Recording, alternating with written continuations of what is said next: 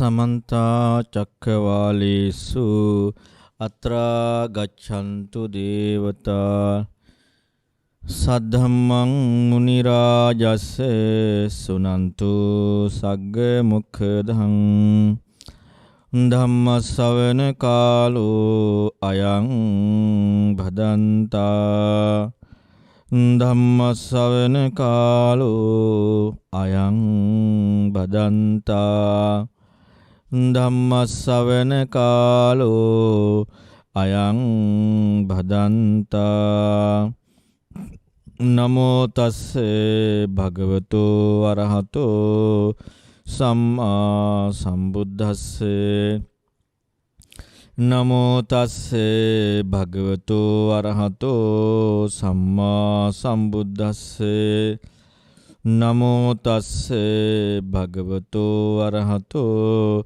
සම්මා සම්බුද්දස්සේ. ශ්‍රද්ධාවන්ත පින්වතුනි, අද දවසේදී ප්‍රඥා නාලිකාව ඔස්සේ ධර්ම දානයක් සිද්ධ කරන්නට යෙදෙන්නේ හංවැල්ල උපාලි හංවැල්ල මහත්මයා විසින් අප්‍රේල් මාස 29 වන දිනට ජන්මදිනයේ දින හතමුණගේ දෝන ප්‍රේමාවති මහත්මියගේ දියණිය සහ ඒ පුතණුවන් විසින් තමයි මේ දේශනාව සිද්ධ කරන්නට යෙදෙන්නේ. නිවන් මඟ පිළිබඳව දේශනාවක් පැහැදිලි කරන ලෙස ඉල්ලා සිටිනවා. නිවන් මඟ කියලා කියන්නේ මොකක්ද? අපි සරලව මුල ඉඳලම බැලුවොත් එහෙම නිවන් මඟ කියලා කියන්නේ ආර්ය අෂ්ටාංගික මාර්ගයට. අද අපි ආර්ය අෂ්ටාංගික මාර්ගයේ පිළිබඳව ඉගෙනගෙන තියෙනවා. ගොඩාක් අපි දැනුමක් හැටියට දන්නවා. ආර්ය අෂ්ටාංග මාර්ගය මොකක්ද කියලා ඇහුවොත් අපට පැහැදිලි කරන්න පුළුවන්. සම්මා දිට්ඨි, සම්මා සංකප්ප, සම්මා වාචා, සම්මා කම්මන්ත, සම්මා ආජීව, සම්මා වායාම, සම්මා සති, සම්මා සමාධි ආදී වශයෙන් මෙන්න මේ අට තමයි ආර්ය අෂ්ටාංගික මාර්ගය කියලා අපි කවුරුත් දන්නවා. එතකොට දැන් මේකෙන් පෙන්වන අර්ථය මොකද්ද? මේ වචන දැන් මේ වචන අටක්නේ. වචන අටක්. මේ වචන අට කියවෙන්නේ කුමක් එක්කද? දැන් අපි බලමු ඉස්සල්ලාම සම්මා දිට්ඨි මේ කියන කාරණාවේ තේරුම. සම්මා කියන්නේ නිවැරදි. දිට්ඨි කියන්නේ දකින්න විදිය. මනා වූ දැක්ම. දැන් මනා වූ දැක්ම, නිවැරදි වූ දැක්ම කියන කාරණාව ගත්තහම ඒකෙන් සම්මා දිට්ඨිය කියන කාරණාවෙන් ඉස්මතු විය යුත්තේ මොකද්ද? මේ මනා වූ දැක්ම කියන එක. දැන් මනා වූ දැක්ම කියන කාරණාව ඉස්මතු වෙන්නේ නැතුව අපට එතන සංකල්පයක් ඉස්මතු වුණොත් හුදු කල්පනාව. එතකොට සම්මා දිට්ඨිය නැහැ නේ. එහෙනම් නිවන් මඟ නැහැ. දැන් සම්මා දිට්ඨිය කියන කාරණාවේදී ඉස්මතු වෙන්නට ඕන නැති මනා වූ දැක්ම කියන කාරණාවයි. මම තාම ඔබට විග්‍රහ කරලා පෙන්නන්නේ නැහැ. ඉස්සෙල්ලාම වචනාට මොකද්ද කියන එක. වචනාටෙන් කියවෙන කාරණා. නිවැරදි දැක්ම, මනා වූ දැක්ම, දකින්න විදි. දැන් අපි දකින්න විදි කතා කරනකොට දැන් ඇහෙන් දකිනවා නේ. දැන් ඇහෙන් දකිනවා කියන කාරණාවේදී ඇහැට තියෙනවා දකින්න විදිහක්. ඇහැට දකින්න විදිහක් ඇති වුනහම ඇහැට දේවල් පේනවා. දකින්නේ ඇහෙන් දේවල් ඇහැට පේනවා. දැන් මම මෙහෙම කිව්වොත් එහෙම යම්කිසි මොනවා හරි ආයතනයකින් මොනවා හරි නිෂ්පාදනය කරනවා. නිෂ්පාදනය වෙන මොනවා හරි භාණ්ඩය අපට පේනවා. හැබැයි නිෂ්පාදනය වෙන විදිහක් තියෙනවානේ. ඒ නිෂ්පාදන විදිය නිසා තමයි භාණ්ඩයක් එළියට එන්නේ. මම තව එකක් කියන්නම්. දැන් උන බල්බ් එකක් පත්තු වෙනවා. දැන් බල්බ් එකක් පත්තු වෙලා තියෙන්නේ නැත්නම් පත්තු වෙනවා කියනකොට අපට පත්තු වීම නිසා නැත්නම් ඒක මේ සිදුවීම නිසා බල්බ් එකකින් එළියක් හම්බ වෙනවා. හැබැයි මේක සිදු වුණේ මොකද්ද? බල්බ් එක පත්තු වුණා. ඒ කියන්නේ ඒකට ක්‍රියාවක් සිද්ධ වුණා. දැන් දුරකථනයකින් කතා කරන්න පුළුවන් වෙන ඈත ඉන්න කෙනෙකුට. දැන් අපිට කතා කරාට පස්සේ හම්බෙනවා වෙන කෙනෙකුගේ කටහඬ කියලා. හැබැයි සිදුවුනේ මොකද්ද? ඒ දුරකථනයෙන් කතා කරනකොට එතන සිදුවීමක් වුණා. ඊළඟට ගොඩක් මේ වගේ දේවල් ගන්න පුළුවන්. ගහක ඔන්න ගහකින් හම්බෙන ඇටයකින් පැලයක් ඇති වෙනවා. එතකොට පැලයක් ඇති වෙනවා කියන කාරණාව වෙන සිද්ධියක් තියෙනවා. ඒ වෙන සිද්ධියත් එක්ක පැලයක් බව නිර්මාණය වෙලා තියෙනවා. ඒතර ඒකේ සිදු වෙන විදිහක් තියෙනවානේ.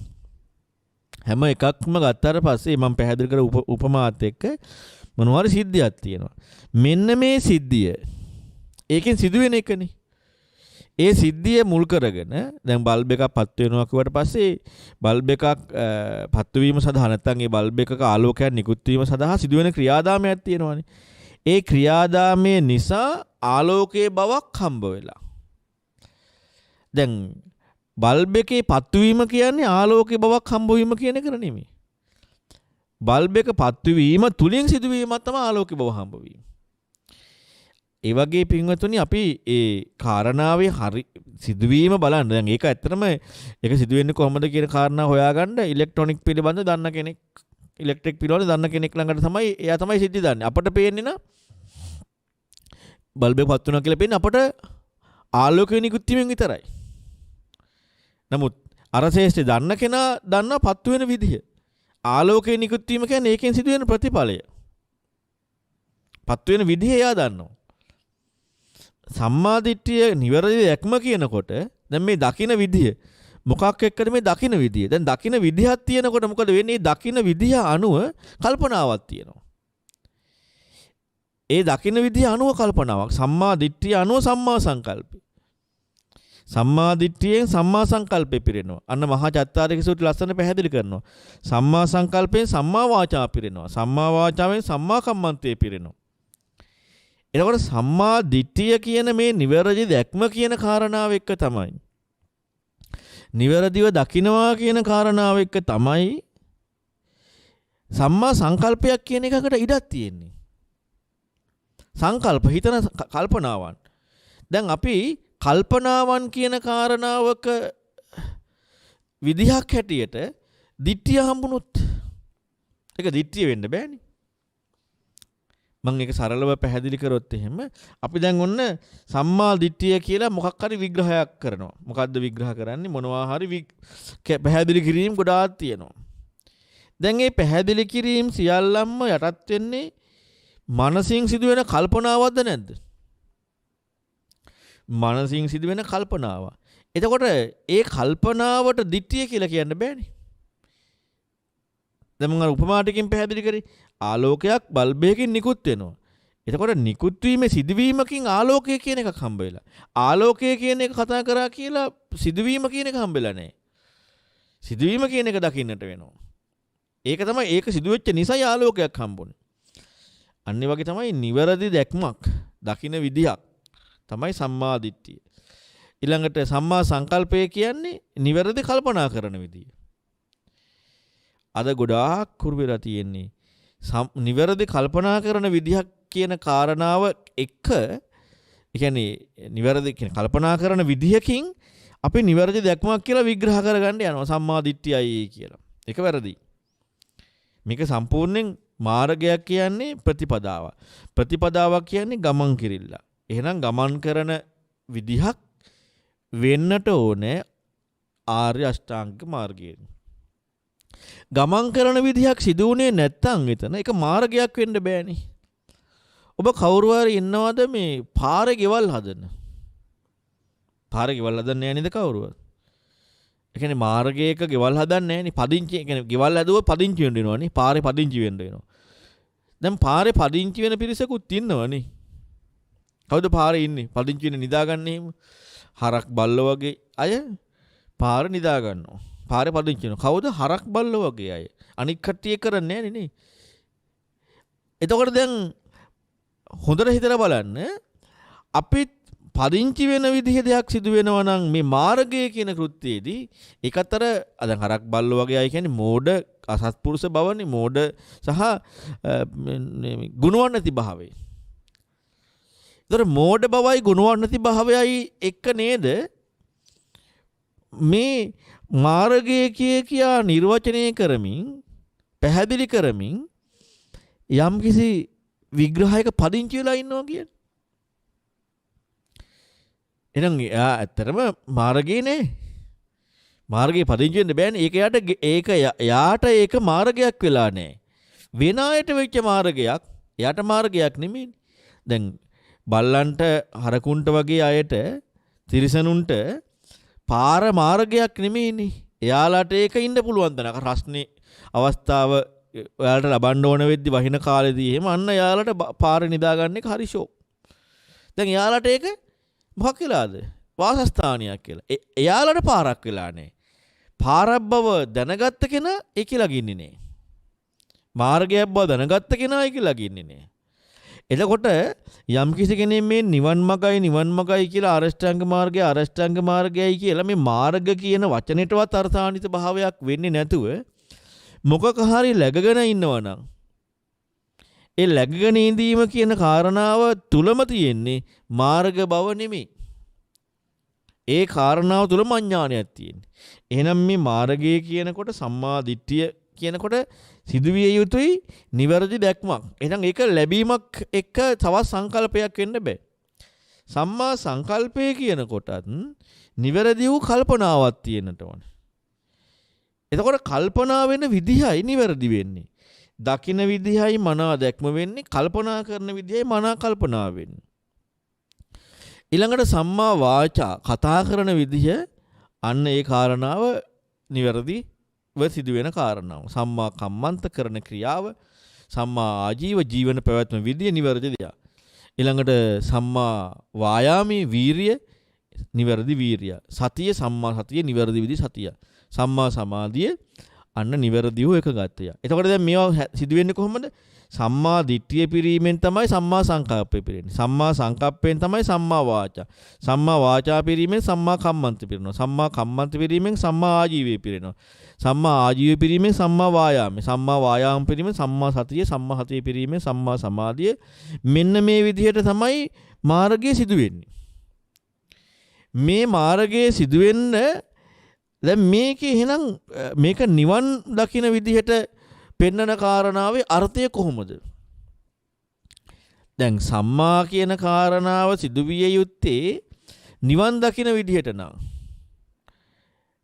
සක්කාය නිරෝධය කියලා කියන්නේ බුදුරණවහන්සේ සක්කාය කියන එකට පෙන්නනවා. බුදුරණවහන්සේගේ අර්ථයේ හැටියට පංච උපාදානස්කන්ධය කියන එකට සක්කාය කියන්නේ. එතකොට සක්කාය කියන කාරණාවේ සාමාන්‍ය සමාජීය අර්ථය තමයි ස්වකීයත්වය කියන කාරණාව. එතකොට ස්වකීයත්ව නිරෝධය. මේ තමයි නිවීම කියන කාරණාව. ස්වකීයත්ව නිරෝධය. එතකොට ස්වකීයත්වය නිරෝධ වීම කියන දේ තමයි නැත්නම් පංච උපාදානස්කන්ධ නිරෝධය කියන කාරණාව. බුදුරණවහන්සේ වෙන පංච උපාදානස්කන්ධ නිරෝධය කියලා. පංච උපාදානස්කන්ධය කියලා කියන්නේ මොකද්ද?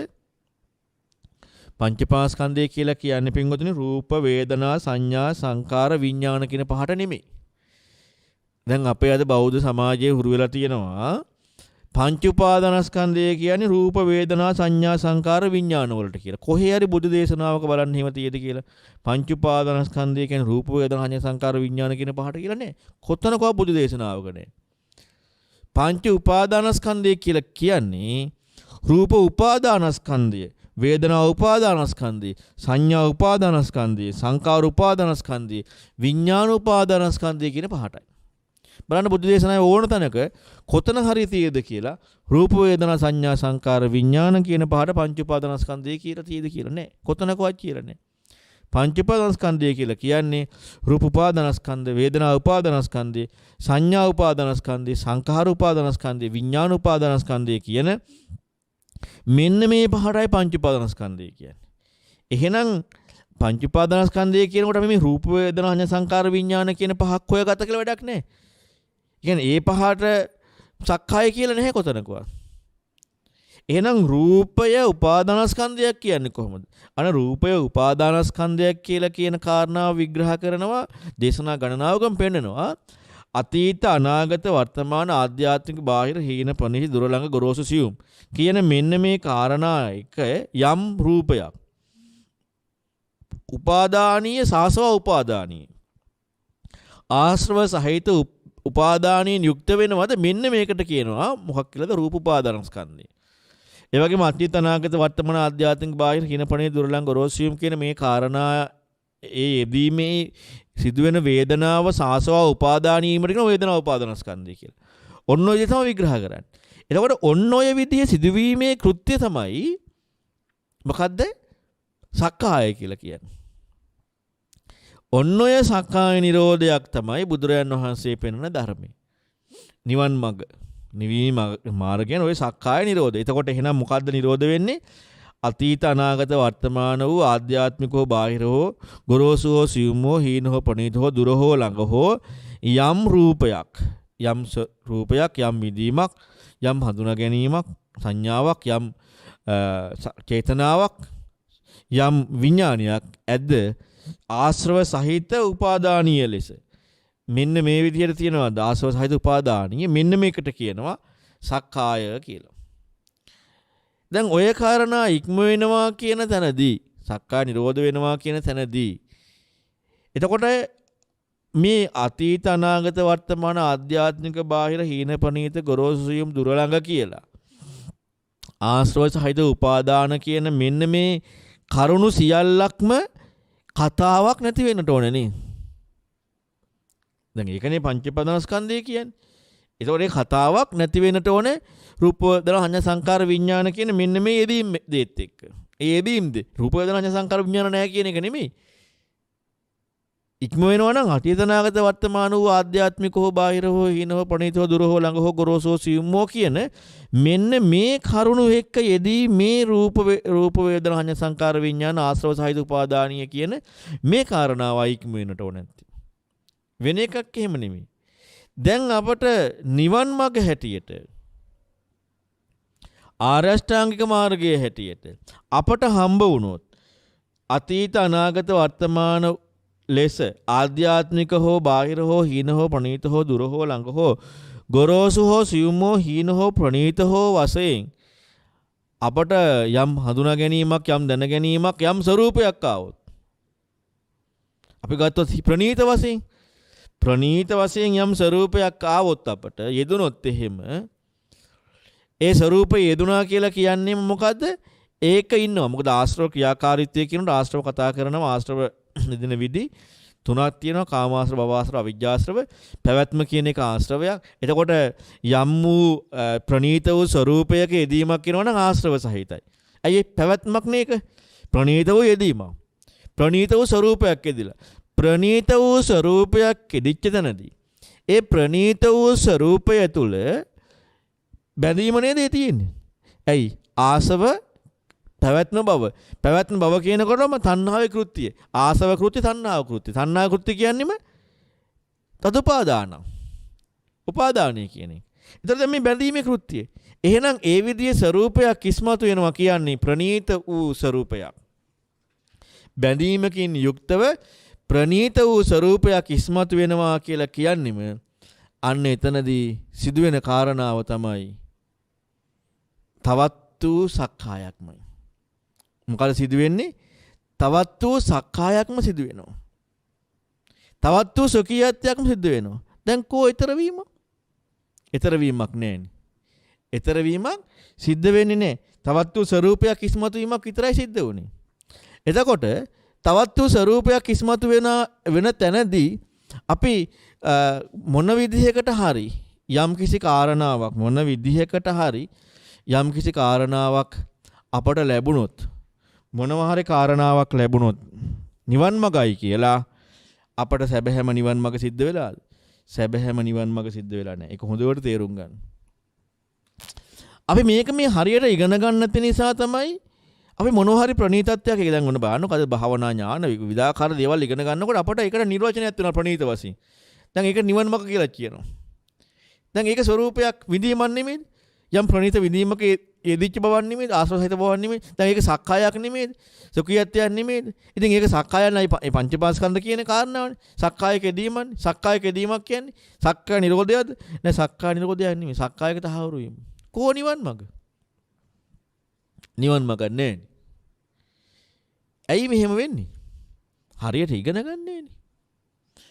ඉගෙන ගන්න නැතුව ධර්මයේ මේ නිවන් මඟ කියන මේ කාරණා ඉගෙන ගන්න නැතුව ඔහේ කවුරු හරි කිව්ව පළියට අන්ධ විදිහට අර ලේබල් කර කර මේ ලේබල් සිස්ටම් එක අද මේ බෞද්ධ සමාජයේ පුදුම විදිහට තියෙන්නේ. ලේබල් කරන එක. එක එක ලේබල් කරනවා. දැන් අපි ගත්ත මම මේ උපමාවක් කියන්නම්කෝ. දැන් ඔන්න අපි ගමු මොනවා හරි බෙහෙත් වර්ග තියෙනවා තියෙන භාජන තියෙනවා මේ බෙහෙත් සහිත මොනවා හරි දියර හරි තියෙන භාජන ඔන්න පහක් තියෙනවා. ඒ පහේ වෙන වෙන මොන ගහලා තියෙනවා මේක මේවට ගුණයි කියා ලෙඩෙත් එක්කම මේ බෙහෙතයි ඔක්කොම ටික ගහලා තියෙනවා. ඒ විදිහට මේ ඒ භාජන පහේම එකේ තියෙන කාරණාව එහෙම ලියලා ගහලා තියෙනවා. දැන් ඒකේ හැබැයි දැන් බෙහෙතේ කෘත්‍ය බෙහෙත සහ ලෙඩේ කෘත්‍ය සිදුවෙන්න ඉඩ දෙන්නේ නැතුව අපි අර දැන් ඕනත් දැන් අද උනත් නූතනේ උනත් වෙනද දැනීමක් දැම්ම ගමන් මිනිස්සු පුදුම විදිහටනේ ඒකට ඇදිලා යන්නේ. අය ඇතුළේ තියෙන කාරණා බලන්න දෙයක් නැහැ. මෙන්න මේ වගේ අඥාන විදිහට අර ලේබල් ටික ලෙව කනවා වගේ. ඔක්කොම කාබන් රහනේ තියෙන්නේ. ඔන්න ඔය තත්ත්වෙටපත් වෙලා. අයියර ලේබල් එකේ ගහලා තියෙන ටික නෙමෙයි ලේබල් ලෙව කන්නාසේ පුරුදු වීමක් තියෙන. මොකද තියෙන්නේ? අන්න අර මේවා ටික කිය මේ ලේබල් කරනවා. ඥාන ලේබල් කරනවා. ඊළඟට මේ තව මොනවා හරි කරුණු ටිකක් ලේබල් කරනවා. මේවා ලේබල් කර කර ඉන්න එකක් තියෙන්නේ. තව කෙනෙක් එහෙම ලේබල් කරන දේවල් කියෙව්වට පස්සේ පුදුම හතුරක් තියෙන්නේ. ඔන්න දැන් මෙහෙම විදර්ශනා වෙනවා. මෙහෙම ඥානයක් උපදිනවා. ඔන්න දැන් ඒ ඥානෙ මේ තියෙන්නේ. දැන් අර වචනේ දැන් හුරු කරනකොට දැන් ඒ වචනේ හුරු වෙන්නේ නැද්ද බලන්න. දැන් පුංචි කාලේ ඉඳලම අපිට මේ සමාජයේ වචන හුරු වෙන්නේ කොහොමද එක එක දේවල් හඳුනගන්න. මේ සමාජයේ වචන හුරු වෙන්නේ එක එක දේවල් හඳුනගන්න අපට එක එක විදිහට හුරු කරලා තියෙනවා. ඒ හුරු කරන එක දිගට කරගෙන මොකද වෙන්නේ? අපි ඒකට හුරු වෙනවා. එහෙම නේද හුරුලා තියෙන්නේ. දැන් අපි හිතමුකෝ යම් කිසි කෙනෙක් හුරු කරනවා කියලා අර කෝප්පෙට පීරිසිය කියලා පීරිසියට කෝප්පේ කියලා හුරු කරනවා. දැන් මෙහෙම හුරු කර කර හිටියොත් එහෙම එයාට කෝප්පේ කියලා හම්බෙන්නේ පීරිසිය. පීරිසිය කියලා හම්බෙන්නේ කෝප්පේ. ඇයි හුරු කරපු විදියනේ? ඉතින් ඒ විදිහටම තමයි ඒ විදිහටම මොන හරි දෙයක් හුරු කරාම දැන් වචනේ මොකක් හරි උනාට ප්‍රශ්නයක් නැහැ. හුරු කරන විදිහත් එක තමයි වෙන්නේ. දැන් ඔන්න මේ ඥානිය මේ ප්‍රතිපදාව දැන් මේකයි කියා දැන් හුරු කරනවා. දැන් මොකද වෙන්නේ? එහෙම හුරු කර කර ඉන්නකොට දැන් ඒක අන්න ඒ දේ බවටපත් වෙලා. අද මේ විදර්ශනා ඥාන කියලායි මේ හැම දෙයක්ම මේ ඉස්මතු වෙවි එන්නේ. අර කවුරු හරි අපිව අන්දන නිසා අන්දනවා කියලා කියන්නේ මොකද්ද? කවුරු හරි කියන දේවල් එහෙයි කියලා පිළිගන්න එක. එච්චරයි. විචක්ෂණය කරන හිතන බවක් එක මේකේ මොකද්ද මේ කියන්නේ කියලා හොයන්නේ නැහැ. පරම්පරාවෙන් ආව නිසා මොනවා හරි කාරණාවක් එක්ක ඔහේ පිළිගන්නවා. එතකොට ඒ පිළිගැනීමත් එක්ක අර හිතන්න නැති නිසා අන්ධකමත් එක්ක මෙන්න මේ විදිහට අර ලේබල් එක කාලා ඔක්කොම එක රහයි කියනවා වගේ අර ඇතුලේ තියෙන කාරණාව බෙහෙත බොණ්ඩ කියන්නේ බෙහෙත බොණ්ඩ නම් ඒකේ තියෙන දේ බීලා බලන්න ඕනේ. බීලා බලන විදිය බෝතලේ අතට ගන්න අතට අරගෙන බෝතලේ ඊළඟට මේ හැන්දකට ගන්න දැන් මේවා ලියලා නැහැ. අතට ගන්න විදිය ගිහිලා බෝතලේ අල්ලන විදිය ඒවා ලියලා නැහැ. ඒවා යාගේ හැකියාවෙන් කරන වැඩ. දැන් ජීවිතේ හිතන්න නැති කෙනෙක් අර වචන ටික හුරු කරගෙන විදර්ශනා ඥාන කියලා මොනවා හරි දෙයක් කියලා මේ කරන කාරණාව අර තව කෙනෙක් අන්දලා කරන දෙයක් විතරයි. ඉතින් ඒ කාරණාවත් අහපව් ප්‍රනීත විදිහට අපි දැන් ඒක හුරු කරන නිසා අපිට ප්‍රනීත විදිහට මොනවා හරි විදීමක් හම්බ වෙනවා. සක්කායඥ කෝ නිවන් මඟ කෝ සක්කා නිරෝධයේ මඟ බුදුරන් වහන්සේ පෙන්වා දෙනවා අංගුත්තර නිකායේ චක්කනිපාතේ හතර පොත් වහන්සේ තුල අනිච්ච දුක්ඛ අනාත්ත නිබ්බාන සුඛ කියන දේශනා තුලදී යම් කිසි කෙනෙක් නිවීම දුක් වශයෙන් සම්මර්ෂණය වෙනවා. නිබ්බාන දුක්ඛතෝ සමනුපස්සති. නිවීම දුක් වශයෙන් නිවීම කියලා කියන්නේ මොකද්ද? නිවීම මොකද සිදුවෙන්නේ? සක්කා නිරෝධේ. සක්කා නිරෝධයේ දුක් වශයෙන් කියලා කියන්නේ සක්කාය නිරෝධයකට යමු වෙන්නේ. සක්කාය නිරෝධයක දැන් සැපයි කියන කාරණාවක තියෙන පිහිටීම. දුකයි කියන කාරණාවක තුල තියෙන අයින් වීම. එතකොට සක්කාය නිරෝධයක පිහිටීමක් වෙන්නේ. සක්කායකමයි පිහිටීමක් වෙන්නේ. එයාට කවදාවත් නේතං තානං විජ්ජති. සිදු වෙන්නෙම නැහැ කියනවා. මොකද්ද? මේ නිවන් මාර්ගට බැහැ ගන්නවා කියන එක වෙන්නෙම නැහැ. දැන් එතකොට විදර්ශනා ඥාන කියලා හරි මොනවා හරි දැන් වචන ගොඩාක් තියෙනවා එක එක જાති. ඒ විදිහට අපි නොදන්නා වචන කාරණා ටිකක් ලේබල් කරමින් මෙන්න මේකයි මේ කියලා තියෙන්නේ කියලා අපි එතන läගගෙන ඉන්නවා නම් ඒක ප්‍රණීත වශයෙන් අපට හම්බ වෙලා නම් දැන් එතන සිදු වෙන්නේ මොකද්ද? සක්කායක läග ගැනීම. පංචපාස්කන්ධයේ läග ගැනීම. එතකොට ඒක එහෙනම් ඒ කාරණාව ඒක පින්වතුනි නිවන් මගක් කියන කාරණාවක් නෙවෙයි. හැබැයි ඥාන ටිකේ ලේබල් ටික තියෙනවා. මේ ඥානය, මේ ඥානය, මේ ඥානය ලේබල් ටික තියෙනවා. ලේබල් ටික හුරු කරලා මන්ත්‍ර වශයෙන් හුරු කරලා ලේබල් ටික. ඔන්න ඔතෙන්ටපත් වෙන්නට එපා.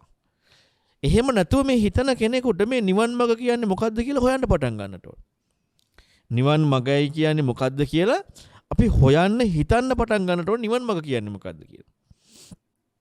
එහෙනම් නිවන් මඟ කියන කාරණාව ඔන්න මම ඔබට දැන් සරල කරුණු ටිකක් ඉස්සලාම් පැහැදිලි කරලා දුන්නේ. නිවන් මඟ කියද්දී නිකන් ඔහේ වචන ටිකට නිකන් ගිරව් වගේ මේ හුරු වෙන්නේ නැතුව මේකේ පෙන්නන කාරණාව තුල තියෙන කරුණ ඉස්සලාම් වචන ටික තේරුම් ගන්න ඕනේ. වචන ටිකෙන් පෙන්නන අර්ථය තේරුම් ගන්නට ඕනේ. ඒකට නිවන් මගයි කියන්නේ මොකද්ද කියලා බලන්නට ඕනේ. ඒ නිවන් මගයි කියන කාරණාවේ අර්ථය අපි තේරුම් ගන්නට ඕනේ. ඒකේ අර්ථාන්විත භාවය ඉස්මතු වෙන්නට ඕනේ. දැන් අපි ඔන්න ඒකේ විග්‍රහයට යන්නට ඕනේ. ඊළඟට මේ විග්‍රහය තුළ පැහැදිලි කරන කාරණාව ඉගෙන ගන්නට ඕනේ. විග්‍රහය තුළ පැහැදිලි කරන කාරණා ටික ඉගෙන ගන්න තැනදී එයා දැන් ඉගෙන ගන්න යන්නේ අර වටහා ගැනීමත් එක්ක නිවන් මග සම්මා දිට්ඨි කියන්නේ මොකද්ද? ඊළඟට නිවන් මඟ කියන්නේ මොකද්ද? මෙන්න මේවා වටහා ගැනීමත් එක්ක තමයි ඉගෙන ගන්න. එහෙම වටහා ගැනීමත් එක්ක ඉගෙන ගන්න නැති වුණොත් එහෙම.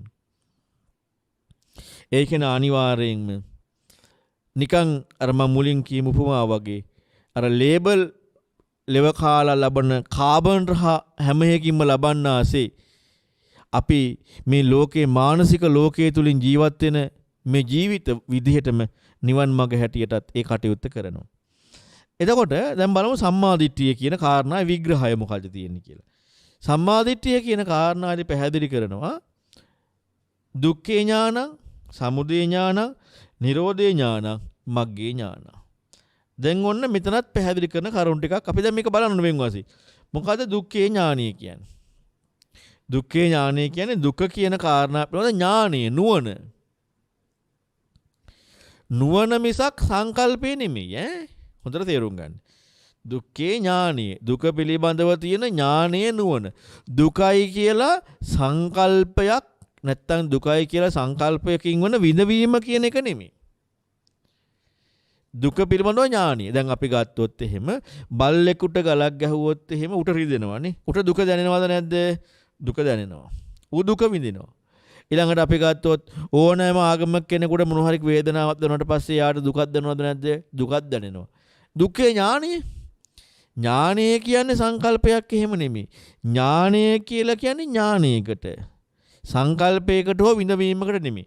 දැන් අපි දුක කියන කාරණාව දුක් විඳවීම කියලා ඉන්න කාරණාවකට දැම්මොත් තිරිසනුන්ටත් දුක්ඛේ ඥානය තියෙනවා නේ.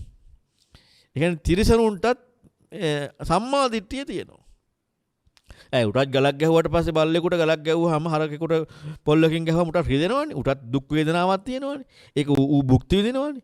එහෙනම් උටත් දුක්ඛේ ඥානය තියෙනවනේ. නෑ හොඳට තේරුම් ගන්න. දුක්ඛේ ඥානය කියලා කියන්නේ ඥානයකට. සංකල්පනාවකට භුක්ති විඳීමකට නෙමෙයි. දැන් අපි ඔන්න ඒක තේරුම් ගන්න. නැත්නම් අපි මේවා නිකන් බුදුම විදිහට වැරදි විග්‍රහ දා ගන්නවා. දුක්ඛේ ඥානය.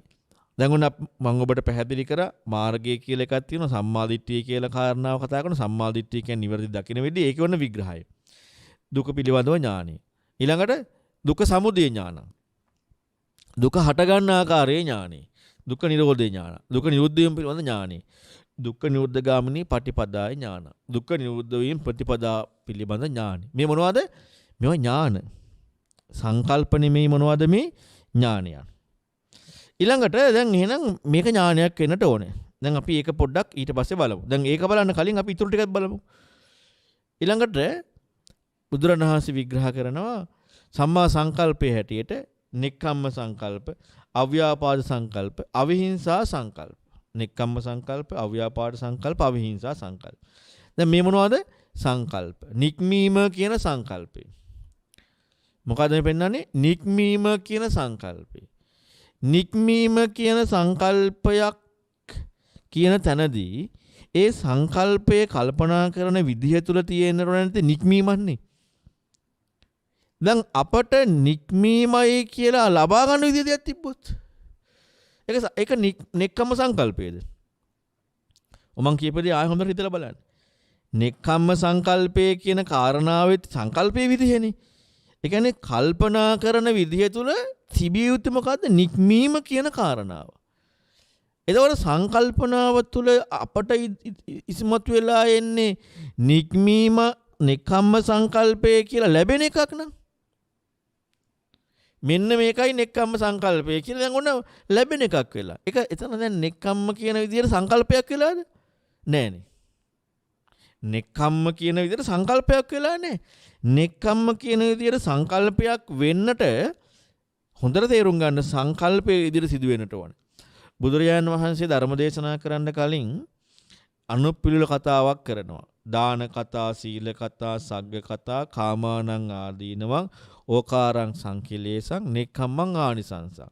මෙන්න මේ කතා ටික කරනවා. දානීය පිළිබඳව, සීලයේ පිළිබඳව ගොඩාක් ඒව කතා කරලා, කෙලෙස් වල අපිරිසුදු භාවයක් කතා කරලා ඊළඟට නෙක්ඛම්මං ආනිසංසං. නික්මීමේ ආනිසංසය. දැන් මෙතන මේ නෙක්ඛම්ම සංකල්පය.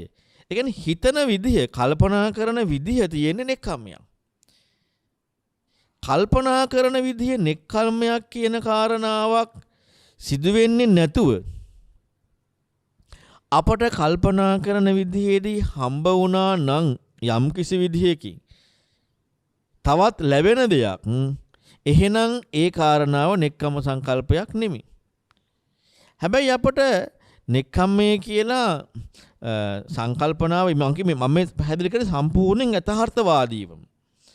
යථාර්ථවාදීව නැතුව, ඒ කියන්නේ දැන් ditthිය පිළිබඳව ඉස්සලම් කතා කරන්නේ දුක්ඛේ ඥාන, සමුදය නිරෝධය, මග්ගේ ඥානය කියලා.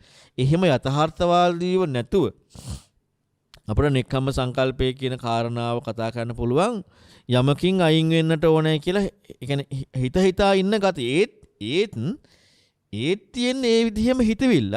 ප්‍රශ්නේ තියෙන්නේ එයාගේ කල්පනාවත් එක්ක යම් කිසි විදියකින් හරි, ඒ කියන්නේ අපි හිතමුකෝ මොනවා හරි අකුසලයක් කියලා. ඒ කාරණාවක නික්මෙන්න ඕන කියන එක. ඒ තියෙන්නේ ඒකත් එක්ක. ඊළඟට අව්‍යාපාද සංකල්පේ. ව්‍යාපාද නැති බව. අව්‍යාපාදේ. අව්‍යාපාද කියන්නේ ව්‍යාපාදයක් නොවන අන්නේ කල්පනාව. විහිංසාවක් නොවන කල්පනාව. එතකොට මෙන්න මේ කල්පනා තුන තමයි සංකල්ප හැටියට.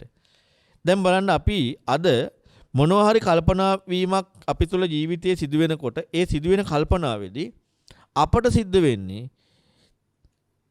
යම් කිසි කෙනෙකුට විහිංසාවක් වෙන විදිහේ කල්පනාවක්ද, ව්‍යාපාදයක් වෙන විදිහේ කල්පනාවක්ද නැද්ද කියලා බලන්න. අපට ව්‍යාපාදයක් වෙනවා, අපට ගැටෙන බවක් වෙනවා. දැන් අද සමාජයේ මේ නූතන සමාජය වෙනකොට නම් අපට තියෙන්නේ අපි මොන කල්පනාවක් අද බොහෝ වෙලාට කරන්න ගියා සිදු වෙලා තියෙන්නේ මොකද්ද? ගැටෙන විදිහේ දෙයක් වෙන්නේ. ව්‍යාපාදයක්. හිංසාවක් කරන විදිහ. දැන් මේ මොකද්ද මේකෙන් සිදු වෙන්නේ? ඒකෙන් මේ නිවන් මාර්ගක් කියන කාරණාවක් කොහොමත් වෙන්නේ නේද? මේක මහා චත්තාරීසක සූත්‍රයේ පෙන්නනවා ලෞකික සම්මාදිට්ඨිය කියන විග්‍රහයටදී.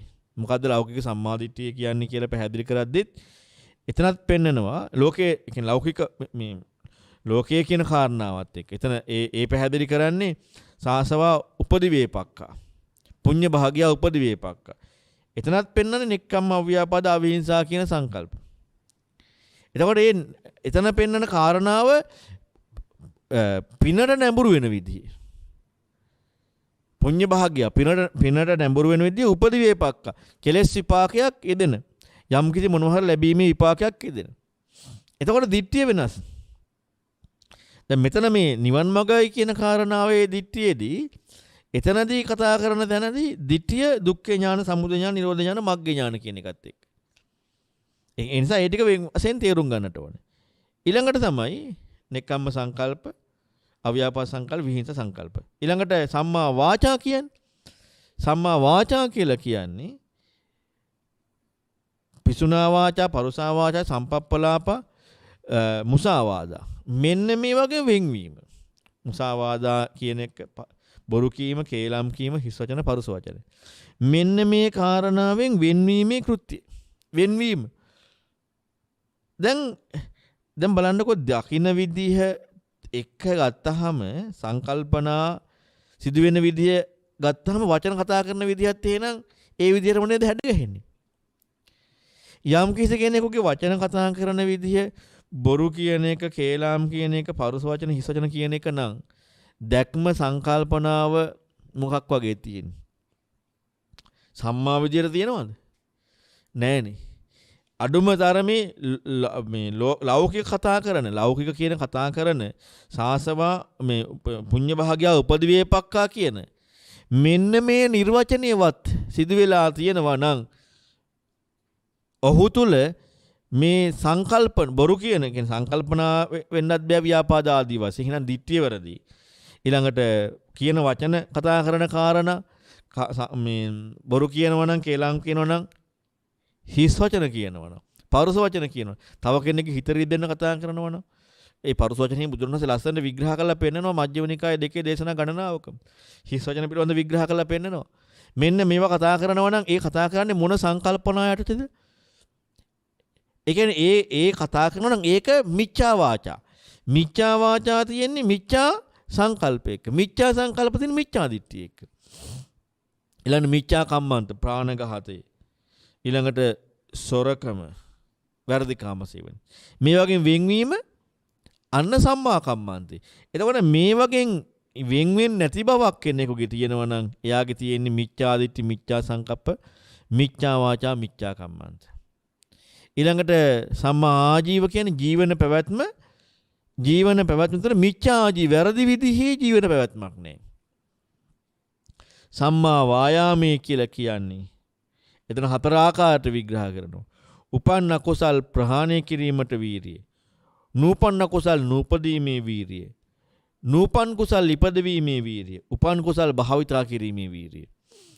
මෙන්න මේ විදිහට වීරිය 4ක් විග්‍රහ කරනවා. එතකොට ඒ වීරිය 4 පැහැදිලි වෙන්නේ ඒ කුසලයේ කියන කාරණාව දකින විදිහත් එක්ක. දැන් අපි ගමුකෝ දකින විදිහ තුළ යාගේ ප්‍රතිපදාවක් තියෙනවා කියලා. ඒ ප්‍රතිපදාව දුක්ඛේ ඥාන, සමුදය ඥාන, නිරෝධ ඥාන, මග්ග ඥාන විදිහට නම් ඒකට අනුව තමයි සංකල්ප, වාචා, කම්මන්ත, ආජීව, වායාම. වෙන එකක් නෙමෙයි. ඒකත් එක්ක සිදු වෙන්නේ. ඒ ප්‍රතිපදාවත් එක්ක යන්නේ. එතකොට සම්මා ආජීව, සම්මා වායාම, සම්මා සති කියන්නේ සම්මා සතිය විග්‍රහ කරනවා 4 සතිපට්ඨාන. 4 සතිපට්ඨානය කියන්නේ මොකද්ද?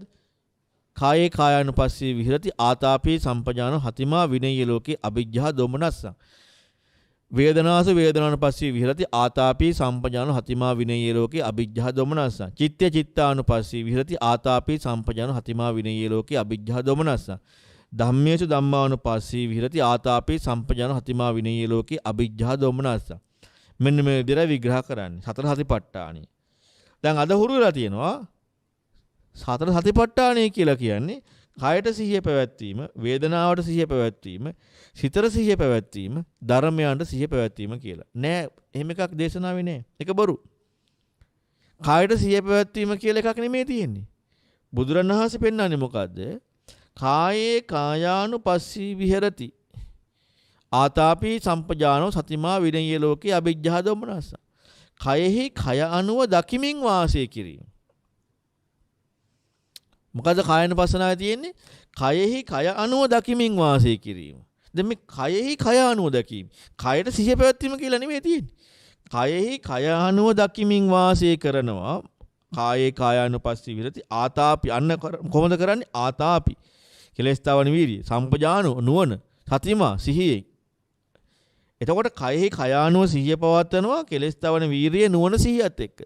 ආතාපි සම්පජාන හතිමා විනය්‍ය ලෝකේ අවිජ්ජා දෝමනස්ස. මොකද වෙන්නේ? අන්න අවිජ්ජා දෝමනස්සය දුරු කරමින්. දැන් එතකොට හතිපට්ඨානය කියලා කියන්නේ මේ කය ගැන බලන එක කියන එක නෙමෙයි. කායට සිහිය පවත්වනවා කියන එකත් නෙමෙයි. වේදනාව ගැන බලනවා, වේදනාවට සිහිය පවත්වනවා. සිත ගැන බලනවා, හිතට සිහිය පවත්වනවා. ධර්මයන් ගැන බලනවා, ධර්මයන්ට සිහිය පවත්වනවා කියන එකට නෙමෙයි හතිපට්ඨානෙ විග්‍රහ කරන්නේ. කයෙහි කය අනුව දකිමින් වාසය කිරීම. වේදනාවන්නේ වේදනාව අනුව දකිමින් වාසය කිරීම. සිතෙහි සිත අනුව දකිමින් වාසය කිරීම. ධර්මයන්නේ ධර්මයන් අනුව දකිමින් වාසය කිරීම කියන මෙන්න මේකට සතිපට්ඨානය කියලා කියන්නේ. ඒ නිසා ඒක තවදුරටත් අපි ගොඩාක් ඉගෙන ගන්න ඕනේ. සතිපට්ඨානය පිළිබඳව ඔබට සතිපට්ඨානය පිළිබඳව නැවත නැවත ඔබට හදාරන්න පුළුවන්. සතිපට්ඨානය පිළිබඳව අපි ගොඩාක් විග්‍රහ කරලා තියෙනවා. ඒ සතිපට්ඨානය පිළිබඳව පැහැදිලි කර විග්‍රහයන් නිවැරදිව දැන් මේ අතර මේ මාර්ගයේ සතිපට්ඨානය පිළිබඳව අපි ගොඩාක් විග්‍රහයන් කරලා තියෙනවා. ඔබට ඒව anumadasi.lk කියන වෙබ්සයිට් එකකින් ගිහිල්ලා නොමිලේ ඩවුන්ලෝඩ් කරගෙන ශ්‍රවණය කරන්න පුළුවන්. ඒ කාරණාවේදී අපි පැහැදිලි කරලා පෙන්නනවා සතිපට්ඨානය කියන මේ බුදුරන් වහන්සේගේ දේශනාවේ තියෙන විදිය. ආර්ය අෂ්ටාංගික මාර්ගය පිළිබඳව බුදුරන් වහන්සේගේ දේශනාවේ තියෙන විදිය. අන්නේ කාරණාවන් ඔබ නිවැරදිව ඉගෙන ගන්නේ නැතුව මේ එක එක්කෙනා කියන විදිහකට මොනෝhari කරා කියලා ඒක බුදුරන් වහන්සේ දේශනා කරපු දේ කරා වෙන්න බෑනේ. ඒක මේකට හේතුව මොකද? බුද්ධ දේශනාවේ තියෙන දේ තියෙන විදිහට ඉගෙන ගන්නේ නෑ. බුද්ධ දේශනාවේ පැහැදිලි කරන කාරණාව ඒ විදිහට ඉගෙන ගන්නේ නෑ. ඔබ බුද්ධ දේශනාවේ දේ නිවැරදිව ඉගෙන ගන්න යමු වුණොත් ඒ ඔබව කාටවත් රවට්ටන්න බෑ. ඔබව කාටවත් අන්දවන්න බෑ. අන්න ඔබව කාටවත් රවට්ටන්න බැරි අන්දවන්න බැරි වෙන විදිහේ ජීවිතයක් හුරු කරගන්න. නැත්තම් මෙහෙම හතිපට්ඨානිය පුරුදු කරන්න, මෙහෙමයි සම්මා දිට්ඨිය, මෙහෙමයි සම්මා සංකල්ප, මෙහෙමයි සම්මා වාචා කියා එක එක්කෙනාට හිතලු පරම්පරාවෙන් ආපු දේවල් මොනවා හරි පිටකවල තිබ්බයි කියලා දැන් මොනවා හරි දේවල් ඔබට හිතන්න දෙන්නේ නැතුව අන්දව ඔබ ඒකට පොළඹවන්න හුරු කරයි. අන්දව ඒ කියන්නේ ඔබේ අන්ධ භාවයමයි මේ තවත් ඉතුරු කරන්නේ ඔබව මෝඩකමයි තියාගන්න. ඉතින් එහෙම යන්නේ නැති වෙන්න ඔබ බුදු දේශනාව ඉගෙන ගන්න. සියලුම බුද්ධ දේශනාවන් ඉගෙන ගන්න. ඒ බුදු දේශනාවන් ඉගෙන ගත්තොත් විතරයි ඔබව කාටවත් රවට්ටන්න බැරි. හැබැයි බුදු දේශනාව ඉගෙන ගන්නකොට ඔබට ප්‍රශ්න කිරීමේ අයිතියක් තියෙන්නට ඕනේ. ඔබට හිතන්න අයිතියක් තියෙන්නට ඕනේ. ඔබ ප්‍රශ්න කරන්න නැතුව අන්දව මේක පිළිගන්න කියලා එහෙම එකක් නැහැ. අපි ඉගෙනගෙන ඒකේ තියෙන කාරණාව මේක කොහොමද මේ කියලා තියෙන්නේ? මේ කොහොමද මේ කියලා තියෙන්නේ? අන්නේම හිතන්නට ඕනේ. ඉතින් ඒ නිසා නිවැරදිව සූත්‍රයන් ඔබ අධ්‍යයනය කරන්න, දේශනාවන් හොඳට බලන්න, ඒ තියෙන දේශනාවේ තියෙන විදිහටම බලන්න. ඉතින් ඒකටත් ඔබට පුළුවන් anumadasi.lk කියන වෙබ්සයිට් එකකින් ඔබට ගොඩාක් සියලුම දේශනා අපි ඒ බුද්ධ දේශනාවන් සියල්ලම පැහැදිලි කරලා තියෙනවා. ඉතින් තවදුරටත් මේක ඉගෙන ගන්න ඔබ ඒ දේශනාවන් වලට යොමු වෙන්න. ඒ දේශනාවන් වලට ඔබ දේශනාවන් ඉගෙන ගත්තේ නැත්නම් ඔබ දේශනාවන් පිළිබඳව දන්නේ නැත්නම් ඔබ නිකන් ඔහේ තව කෙනෙක් කියන වැඩපිළිවෙලක් එක්ක අන්ධව කටයුතු කරන එකක් විතරයි වෙන්නේ. එතකොට දැන් ඔන්න මම සතිපට්ඨාන කියන කීයක්ද එක වැඩිපුර පැහැදිලි කරේ මේ සමාජයේ සතිපට්ඨානීය කියන කාරණාව තුළදී හුරු වෙලා තියෙනවා. කායට සිහිය පැවැත්වීම, වේදනාවට සිහිය පැවැත්වීම, හිතට ධර්මයන්ට සිහිය පැවැත්වීම, මේ කය ගැන බැලීම මේවට හුරු වෙලා. ඒ සමාජයේ වචන වලට හුරු වෙලා. අඩම බුදුරන් වහන්සේගේ බුද්ධ වචනේ තියෙන කාරණාවක් දන්නේ නැහැ. එනිසා බුද්ධ වචනේ තියෙන ටික බලන්න. ඊළඟට තමයි සම්මා සමාධිය. සම්මා සමාධිය කියලා පැහැදිලි කරන්නේ මොකද්ද? පළවෙනි ධ්‍යානෙ, දෙවෙනි ධ්‍යානෙ, තුන්වෙනි ධ්‍යානෙ, හතරවෙනි ධ්‍යානෙ. එතකොට ඒ සාමාන්‍යයෙන් හැම විග්‍රහයම තියෙන්නේ මේ විදිහට. සම්මා සමාධිය කියන කාරණාව පිරෙන්නේ මහා චත්තාරීෂක සූත්‍රය පැහැදිලි කරනවා. සම්මා දිට්ඨි, සම්මා සංකප්ප, සම්මා වාචා, සම්මා කම්මන්ත, සම්මා ජීව, සම්මා වායාම, සම්මා සති. මෙන්න මේ හතම ඇති තැනයි සම්මා සමාධිය, ආර්ය සම්මා සමාධිය ඇති වෙන්නේ. ඒ පළවෙනි ධ්‍යානෙ, දෙවෙනි ධ්‍යානෙ, තුන්වෙනි ධ්‍යානෙ, හතරවෙනි ධ්‍යානෙ කියන මේ විග්‍රහය කතා කරන ආර්ය සම්මා සමාධිය ඇති වෙන්නේ මේ කාරණා හත පිරෙන්නටම ඕනේ. එහෙනම් මේ හත ඔබ ඉගෙන ගන්නටම ඕනේ. මේ හත ඉගෙනගත් මේ හත පිළිබඳ ඥානයක් ඇති වෙන්නටම ඕනේ ආර්ය සම්මා සමාධියක් කියන කාරණාවට යමු වෙන්නේ. දැන් ඔහොම නැතුව ඒ කිසි දෙයක් දන්නේ නැතුව ඔබ භාවනා කරන්න යමු වෙලා ඔබට මොනවා හරි සංකල්ප ගොඩාක් ඇවිදිලා බාහිර කෙලෙස් එනවා කියන එක නැති වෙයි. මොකද ඇත්තටම ඉන්දිය සමාජයේ පුදුම විදිහට විමුක්තිකාමින් හිටියා. ඒතකොට ඒ විමුක්තිකාමින් පුදුමාකාර විදිහට ජීවිතේ සත්‍යයක් කෙවුවා. ඒ සත්‍යයේ ආධ්‍යාත්ම සංසිඳීමක් ඇති වුණා. ඒ ආධ්‍යාත්ම සංසිඳීමත් එක්ක එයාලා ජීවත් වුණා. ඉතින් බුදුරන් වහන්සේගේ ධර්මයේ කියලා අපටත් එච්චර නම් ඒ ටිකෙන් අතර වෙනවා නම් අඩුම තරමේ සමහර දේවල් බලනකොට ඒ ටිකවත් නැති සයිස් එකක් තියෙනවා. ඒ ස්වභාවයවත් නැහැ. එච්චරටම අර නිකන් ඔහේ මේ අඥාන විදිහට හුරු කරන එකක් විතරයි තියෙන්නේ. එහෙම නොවෙන්නට නම් අපි මේක හොඳට ඉගෙන ගන්නට ඕනේ. එහෙනම් සම්මා දිට්ඨි, සම්මා සංකප්ප, සම්මා වාචා, කම්මන්ත, ආජීව, වායාම, අති සමාධි. දැන් ඔබට මම එක සාමාන්‍ය සරලව ඉස්සලාම විග්‍රහ කරේ. බුදුරණවහන්සේගේ දේශනාවේ තියෙනවා. තව මේක විග්‍රහය යන්න තියෙනවා ගොඩක්. දැන් මේක ඉගෙන ගන්නකොට මම ඔබට මුලින්ම පැහැදිලි කරා සම්මා දිට්ඨි කියන එකේ වචනයේ අර්ථය ඒ සියල්ලක් මේක දැනගන්නට ඕනේ. මොකද වෙන රටක භාෂාවකින් පෙන්නපු කරුණු, වෙන සමාජයක විවහාර කරන භාෂාවකින් පෙන්නපු කරුණු ටිකක් තියෙන්නේ. වෙන සමාජයක විවහාර කර භාෂාවකින්, මාගධ සමාජ විවහාර කර භාෂාවකින් පෙන්නපු ඒ සම්මා දිට්ඨි කියන දේ තුල අපි අපේ භාෂාවට ඒකේ නිර්වචනය පැහැදිලි කරගන්න එපා ඉස්සල්ලාම. ඒ වචන තේරුම ඉස්සල්ලාම නැත්තම් අපි ඒ වචන තේරුම දන්නේ නැතුව ඒකේ විග්‍රහය ඉගෙන ගත්ත කියලා වැඩක් නැහැනේ. ඉස්ලාම මේ වචනේ තේරුම දැනගන්නට ඕනේ. ඒ වචනේ අපි තුලින් විවහාරයට අපි දියුණු කරගන්නට ඕනේ. විවහාරයට ඉස්ලාම. ඒක ඇති කරගෙනයි අපිට ඒකේ විග්‍රහයට යන්න පුළුවන්. සම්මාදිට්ඨිය විග්‍රහ කරද්දී දැන් දුක්ඛ ඥාන, සමුදය ඥාන, නිරෝධ ඥාන, මග්ග ඥානනේ විග්‍රහ කරේ. එතකොට මෙන්න මේ ඥාන තුල තව විග්‍රහයක් තියෙනවා. මොකද්ද මේ දුක්ඛ ඥානය කියන්නේ? දුක්ඛ සමුදය ඥානය කියන්නේ මොකද්ද? දුක්ඛ නිරෝධේ ඥානය කියන්නේ මොකද්ද? දුක්ඛ නිරෝධගාමිනී පටිපදාය කියන මේ ඥානය මොකද්ද කියලා තව විග්‍රහය තියෙනවා. දැන් මෙන්න මේකත් දැන් හොයන්න පටන් ගන්නට ඕනේ. දැන් මේ පෙන්වන සංකල්පයක් පිළිබඳව නෙමෙයි ඥානයක් පිළිබඳව. එතකොට මේ ඥානය තුළ විග්‍රහ වෙන්නේ මොකද්ද? දැන් මේ ඥානයේ විග්‍රහය බලන්න ඕනේ. මේ ඥානයේ විග්‍රහය කියන කාරණාව බලන්න කලින් පින්වතුනි අපි ඉස්සල්ලාම මේ ටික මෙහෙම ඉගෙන ගත්තේ නැත්නම් කවදාවත් මේ ඥානයේ විග්‍රහය තේරුම් ගන්න බැරි වෙනවා. ඇයි හිතන්නේ නැහැනේ. නිකන් ඔහේ ඉගෙන ගන්නවනේ. අර නිකන් කියන්නේ ගිරව් වගේ ඔහේ අර මේ වචනේ තියලා තියෙන සමාජයේ විවහාරික වචනේ අර්ථයවත් දන්නේ නැතුව ඉගෙන ගන්න. දැන් ඒ කාලේ ඉගෙන ගත්තේ කොහොමද? ඒ කාලේ ඉගෙන ගත්තේ සමාජීය විවහාරික වචනේ අර්ථයත් එක්ක. බුදුරණවහන්සේ අරණ විභංග සූත්‍රයේ පැහැදිලි කරනවා ධර්මයේ දේශනා කරනකොට ඒ සමාජයේ විවහාර කරන කාරණා තුලින් විවහාර මාත්‍රයෙන් ඒක ඉස්මතු කරනවා කියලා. ඒ කියන්නේ ඒක තමයි සාමාන්‍ය ස්වභාවය. එතකොට මේ විවහාරයෙන් ඉදිරිපත් වෙන්න ඕනේ. දැන් අපි මාගධ සමාජයේ විවහාර වෙච්ච වචන මේ සමාජයේ තුලට විස්තර කළ යුත්තේ මේ සමාජයේ විවහාරයෙන්ද නැද්ද? මේ සමාජයේ විවහාරයෙන්. අපි අලුතෙන් ඒකට වචනයක් මේ සමාජයට දැම්මා කියලා හරියනවද විවහාර කරන්න? නෑ. එහෙනම් සම්මා දිට්ඨිය, සම්මා සංකල්ප ආදී මේ කාරණා ටික ඉදිරිපත් වෙද්දී මේ සමාජයේ තුලින් වචන ටිකක් ඉස්මතු වෙන්නටම වෙනවා. ඒක හොඳට තේරුම් ගන්න. එතකොට ඔන්න සම්මා දිට්ඨි, සම්මා සංකප්ප කියන මේ වගේ සාමාන්‍ය අර්ථي.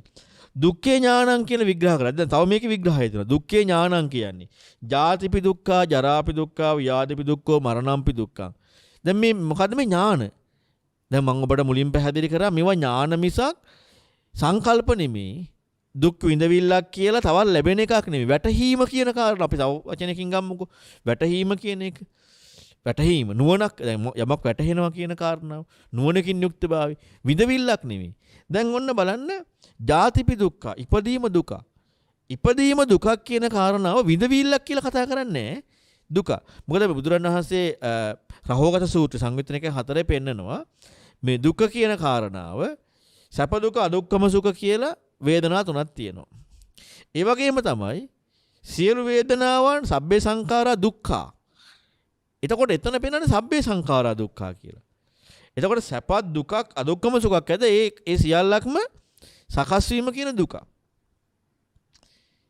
ඊළඟට සැප දුක අදුක්කම සුඛ වේදනා තුනක් තියෙනවා. එතකොට එතනදී වේදනාව කියලා වෙනම සැප වේදනාව කියලා එකක් තියෙනවානේ. හැබැයි සබ්බේ සංඛාරා දුක්ඛා කියන කාරණාවේදී සියලු සංස්කාරය දුකයි කියනකොට එතකොට මේ සැප දුක දුක්ඛම සුඛ කියන කතාවක් නෑ සියල්ලම දුක. හැබැයි දුක් වේදනා කියලා නිර්වචනය නෙමෙයි. දුක් වේදනා කියද්දී සැප විඳිනවා, දුක විඳිනවා, අදුක්ඛම සුඛ විඳිනවා. දුකයි කියන විග්‍රහ කරනකොට සියල්ලම දුකයි කියනකොට ඒ දුක කියන නිර්වචනයේ දුක් වේදනා කියන නිර්වචනය දෙක. හොඳට තේරුම් ගන්න.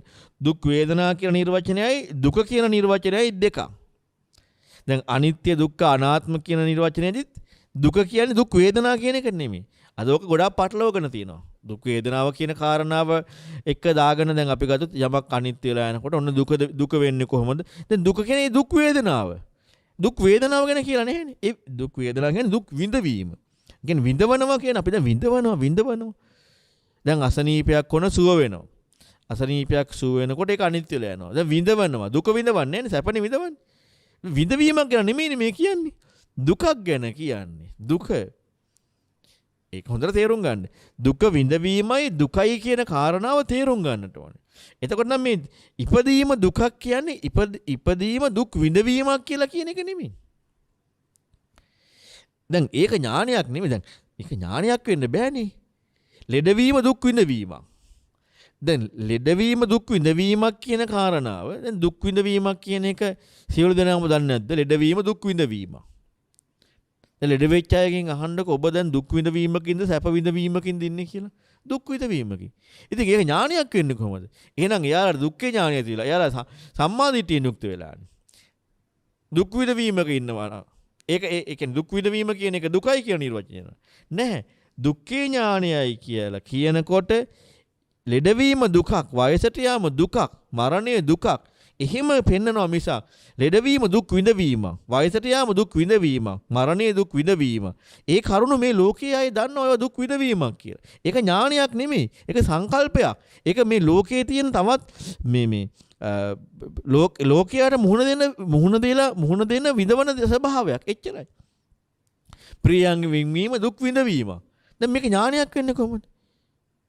අප්‍රියං එකතු වීම දුක් විඳවීම. කැමති වෙන දේ ලැබීම දුක් විඳවීම. අන්න අවසානට පෙන්වන සංකිට්ඨේන පංච උපාදානස්කන්ධා දුක්ඛ. හකුලවලා කියනවා නම් පංච උපාදානස්කන්ධයම දුකක් කියනවා. දැන් මෙතනදී බලන්න මේ පැහැදිලි කරන කාරණාව එහෙනම් මේ මොකද්ද මේ විග්‍රහ කරගෙන ආවේ? සක්කාය කියන කාරණාව අන්න පැහැදිලි වෙනවා අර්ථාන්විතව. මොකද්ද සක්කාය කියන්නේ? රූප උපාදානස්කන්ධ, වේදනා උපාදානස්කන්ධ, සංඥා උපාදානස්කන්ධ, සංකාර උපාදානස්කන්ධ, විඥාන උපාදානස්කන්ධ. ඔය පහන්නේ පංච උපාදානස්කන්ධය කියන්නේ. ඔකනේ සක්කාය කියන්නේ. එතකොට මෙන්න මේ පංච උපාදානස්කන්ධය කියන නිර්වචනේ සුඛීයත්වය කියන පැහැදිලි කිරීම. මෙන්න මේ සුඛීයත්වය කියන කාරණාව තමයි අර පැහැදිලි වුනේ. සුඛීයත්වය කියන නිර්වචනේ. සුඛීයත්වයට ලැබුණ දේ දැන් අපට තියෙන්නේ මම නේද දුක් විඳවන්නේ. මට දුක් විඳීමක් ලැබෙනවා. මම පැත්තක ඉන්නවා ලෙඩ වෙච්ච කෙනා ඉන්නවා. ලෙඩ වුණාට පස්සේ ලෙඩ වෙච්ච කෙනෙක් වෙනම ඉන්නවා. ලෙඩවීමක් තියෙනවා. මමයි ලෙඩ වුනේ. මම වෙනම ඉන්නවා. මම විඳවනවා දුක් විඳවීම. එහෙම එකක් නෙමෙයි පැහැදිලි කරන්නේ. දුක් විඳවීමක් කියලා කතා කරන්නේ. හොඳට බලන්න දේශනාවේ තියෙද කියලා. දුක්ඛ ආර්ය සත්‍ය විග්‍රහ කරද්දී ඥානෙ විග්‍රහ කරද්දී ජාතිපි දුක්ඛා වේදනා, ජරාපි දුක්ඛා වේදනා, ව්‍යාධපි දුක්ඛෝ වේදනා, මරණම්පි දුක්ඛං වේදනා, අප්පියේ සම්පයෝගෝ දුක්ඛෝ වේදනා, පීහෙහි විප්පයෝගෝ දුක්ඛෝ වේදනා. එහෙම පැහැදිලි කරලානේ ඥානයක් විග්‍රහ කරන්නේ. අන්නේ ඥානය පිළිබඳ දැනගන්නට ඕනේ. ඊළඟට සංකිට්ඨේන පංචපාදානස්කන්ධා දුක්ඛ. ඉතින් මේක ඔබ ඉගෙන ගන්නට ඕනේ. මෙහිම මේ දේශනාවේ තියෙන දේවල් ඉගෙන ගන්න නැතුව එක එක්කෙනා කියන කාරණාවට මේ ඔබව අන්දන්න ඔබ ඉඩ හරින්න එපා. එක්කෙනෙක් එක දෙයක් කරන, තව එක්කෙනෙක් තව දෙයක් කරන. ඇයි මෙහෙම වෙන්නේ? අපි මේ ජීවිතය ගැන හිතන්නේ නැතුව තව කෙනෙකුට අපිව අන්දන්න අපි හුරු කරවනවා. අපි මෝඩකමට තැන දෙනවා. ඒක හරියම පුදුම විදිහට මේ බෞද්ධ සමාජය උරුලා තියෙනවා. ඊළඟට දුක්ඛ සමුදය පෙන්වන්නේ යායන්තන්නා පෝණු භවිකා නන්දි රාග සහගත තත සත්‍රාපි නන්දිනී සේයති ඉදං කාමතණ්ණා භවතණ්ණා ඉභවතණ්ණා. එතකොට තණ්හාව කියලා කාරණාව පෙන්වන්නේ පැවැත්මක් නැවත ඇති කරන දැන් හතුටින් පිළිගන්නා වූ කාරණාවට. ඒක කාම භව විභව. කාමය පැවැත්ම නොපැවැත්ම. මේ විදිහට තණ්හාවේ කෘත්‍ය තියෙනවා. දැන් අපි කාම තණ්හා මොකද්ද? භව විභව තණ්හා මොකද්ද? මේවා වෙනම ඉගෙන ගන්න වෙනවා. ඒවට වෙනම නිර්වචන තියෙනවා. ඊළඟට ඒ තණ්හාව මුතුනත නිරුද්ධ වීමයි දුක්ඛ නිරෝධය. දැන් මෙන්න මේ විදිහට යොමු වෙන මාර්ගය අන්න සම්මාදිට්ඨි සංකල්ප වාචා කම්මන්ත කියන මෙන්න මේ මාර්ගාංග 8න් යුක්ත බව ආරෂ්ඨාංග මාර්ගය තමයි දුක්ඛ නිරෝධ ගාමිනී ප්‍රතිපදාව. මෙන්න මේ විදිහට යම් කිසි කෙනෙකුට දකින්න පුළුවන්කමක් ලැබෙනවා නම් ආර්ය දිට්ඨිය තියෙනවා නම් ඒ දිට්ඨිය ඇති වෙන්න එයා අන්න නිවන් මාර්ගට යමු වෙනට ඕනේ. මේකට ප්‍රධානම කාරණා මොකද්ද? සද්ධර්ම ශ්‍රවණයයි යෝනිසෝ මනසිකාරයයි. නිවර්ජි ධර්ම ඉගෙන ගැනීමයි ඒ තුලින් උපදින යෝනිසෝ ඒ තුලින් උපදින වූ මනසිකාරය. හැබැයි ඒක එක්ක ඒ අනුව ඉපදින්නට නිවැරදිව ධර්මයේ ඉගෙන ගන්න නැති වුණොත් අපට ඕන අපිට කවුරු හරි අපට තේරෙන මොනවා හරි කියලා දෙනවා නම් ඒක පින්වතුනි බුදුරන් වහන්සේගේ බුද්ධ වචනේ වෙන්නේ නැහැ. ඒක නිවන් මාර්ග වැඩෙන්නේ නැහැ. ඒ නිසා ඔබ නිවන් මාර්ග ඔබට තේරුම් ගන්නට නම් සැබෑ බුද්ධ වචනය ඒ විදිහට ඉගෙන ගන්න. එක එක්කිනා පරම්පරාවෙන් ආ පමණට මේ අන්දන ඇන්දිල්ලට අහු වෙන්න එපා. ඔබ සත්‍යවාදී වෙන්න. ඔබ ප්‍රශ්න කරන්න. ඔබ විචක්ෂණය කරන්න. ජීවිතය ඇත්ත හොයන්න. අන්න ඒ විදිහට ජීවිතය ගත කරොත් නුවණින් යුක්තව ගත කරොත් වෙන ආගම් වගේ ඔබව අන්දන තත්වයකට ඔබව පත් කරන්න බැරි වෙනවා. නැත්තම් ඔබවත් ඇඳිලා අනිත් අයත් අන්දනවා. සියලුම දෙනා අන්ධ පරම්පරාවකට යමු වෙනවා. කවදාවත් දුකින් නිදහස් වෙන්න නිවන් මගක් ඇති කරගන්න පුළුවන්කමක් ලැබෙන්නේ නැහැ. ඉතින් එහෙම වෙන අයට ඔබ වන්දන නැති වෙනට නම් මේ ආරෂ්ඨාංගික මාර්ගයේ පිළිබඳව මේ ප්‍රතිපදාවන් පිළිබඳව බුද්ධ වචනේ තියෙන දේ හොඳට ඉගෙනගෙන ඒ කාරණාව තුළ තියෙන කරුණු ප්‍රශ්න කරන්න, සමාජය තුළ විවහාරයත් එක්ක ඒ කාරණා මොකද්ද මේක පෙන්වන්නේ කියලා හිතන්න. ඔය විදිහට ධර්මයට යොමු වෙන්න මෝඩ විදිහට අන්ධ විදිහට ජීවිතේ හුරු කරන්න එපා. ඉතින් එහෙම නොවි සත්‍ය කරා යොමු වෙන්න ඔබට මේ ධර්ම කාරණා ටිකත් උපකාරයක් කරගන්නවා කියලා අදිෂ්ඨානයක් ඇති කරගන්න. ඉතින් අද දවසේදී මේ උතුම් ධර්ම දේශනාවේ දායකත්වයෙන් කටයුතු කරන්නේ මෙම උතුම් ධර්ම දේශනයේ ප්‍රඥා නාලිකාව තුළ විකාශනය කිරීම සඳහා සදාහි දායකත්වය දරනු ලබන්නේ අප්‍රේල් මාස 29 වන දින ජන්මදිනයේ දින හතමුණගේ දෝන ප්‍රේමාවති මහත්මියගේ දියණිය සහ පුතුණුවන් විසින් හෝමාගම ප්‍රගති මාවත අංක 1 දරන නිවසේ පදිංචි හතමුණගේ දෝන ප්‍රේමාවති මාතාවගේ 91 වන ජන්මදිනයේ නිමිත්තෙන් මෙම උතුම් ධර්ම දේශනාව සිදු කරනු ලබන අතර එතුමියට නිදුක් නිරෝගී සුවයත් දීර්ඝායු සම්පන්නියත් උතුම් ආර්ය සත්‍ය අවබෝධයත් ලැබීමට මේ කුසල හේතු වාසනා වේවා. ඒ වගේම එතුමියගේ නමින් මියගේ ඥාතීන්ටද උතුම් ධර්ම දානමය කුසලයේ පුණ්‍ය අනුමෝදනාවක් වේවා. නිර්වාණ සුවය සාක්ෂාත් වේවා කියලා පුණ්‍ය අනුමෝදනා කරනවා. ඉතින් මේ රැස් කරගත සියලු පුණ්‍ය ධර්මයන් ඒ නම් සඳහන් කරපු හතමුණගේ දෝන ප්‍රේමාවති මාතාවට 91 වෙනි ජන්මදිනයේ නිමිත්තෙන් තමයි සිදු කරන්නේ. ඉතින් මේ මෑණියන්ට නිදුක් නිරෝගී චිරජීවනයේ සැලසෙත්වා උතුම් දහමින් සැනසෙන්නට මේ සියලු පුණ්‍ය ධර්මයන් හේතු වාසනා වේවා. ඒ වගේම එතුමිය නමින් මියගේ සියලු ඥාතීන් පරලෝක ජීවිත සුඛී සුවපත් භාවයට පත් වෙන්න මේ සියලු පුණ්‍ය ධර්මයන් හේතු වාසනා වේවා. දායකත්වය දරන්නා වූ එතුමියගේ දියණිය සහ පුතුණුවන්ටත් උතුම් දහමින් සැනසෙන්න මේ සියලු පින් හේතු වාසනා වේවා. ඒ වගේම රැස් කරගත් සියලු පුණ්‍ය ධර්මයන් ඔබ නමින් මියගේ සියලු දෙනාට අනුමෝදන් උතුම් දහමින් සැනසෙන්න හේතු වේවා. ශ්‍රවණය කළ ඔබ සැමටත් උතුම් දහමින් සැනසෙන්න මේ සියලු පුණ්‍ය ධර්මයන් හේතු වාසනා වේවා. ආකාසට්ඨා ච බුම්මට්ඨා දේවා නාග මහිද්దికා පුඤ්ඤන්තං අනුමෝදිත්වා චිරං රක්ඛන්තු ශාසනං. ආකාසට්ඨා ච බුම්මට්ඨා දේවා නාග මහිද්దికා පුඤ්ඤන්තං අනුමෝදිත්වා චිරං රක්ඛන්තු දේශනං.